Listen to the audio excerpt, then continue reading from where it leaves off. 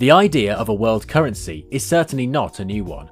In this video, I'll share with you the impact of using one global currency across all the countries.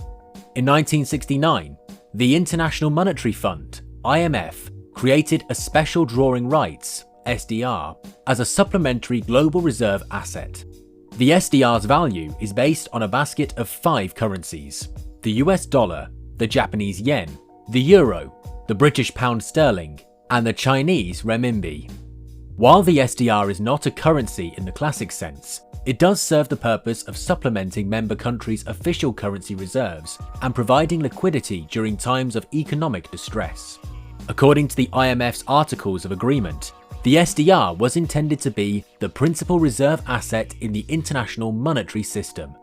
One of the most frequently cited backers of a single currency is the legendary economist John Maynard Keynes. Many of Keynes's ideas have moved in and out of favour over the past 70 years.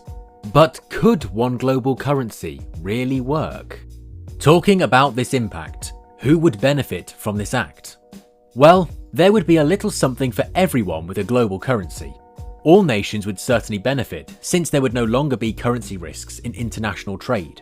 Traders would no longer have to hedge their positions in fear of currency fluctuations. If we talk about conversion costs, they will be completely eliminated. A global currency would mean all transaction costs related to international finance would be eliminated as well. Exchanging currencies always requires a conversion, which banks charge as a fee, and there can be a loss in value in changing one currency to another. Having one global currency would eliminate all of this. Individuals travelling abroad would benefit, as well as businesses conducting operations in other countries. We would see some improvements in the trades. Furthermore, breaking down a currency barrier leads to increased trade among nations. Again, if we take the European Union as an example, switching to the euro increased trade amongst member nations by 5 to 20%.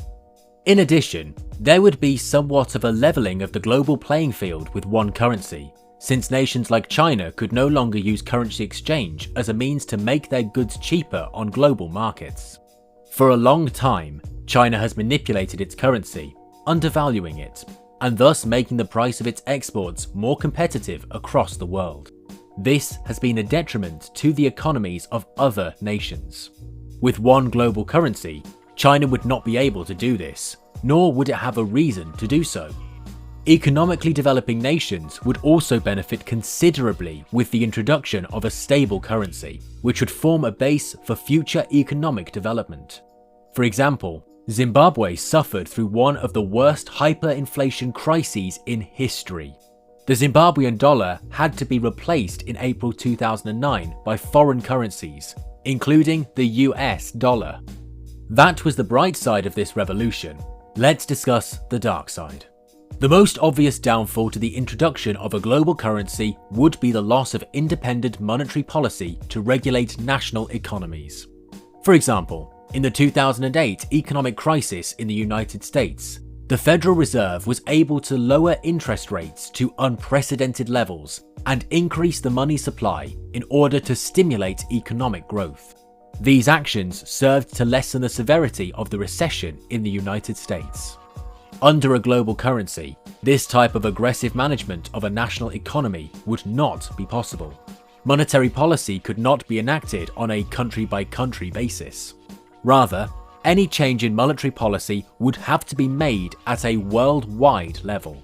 Despite the increasingly global nature of commerce, the economies of each nation throughout the world still differ significantly and require different management. Subjecting all countries to one monetary policy would likely lead to policy decisions that would benefit some countries at the expense of others. Typically, this would result in developed nations being negatively impacted rather than developing ones.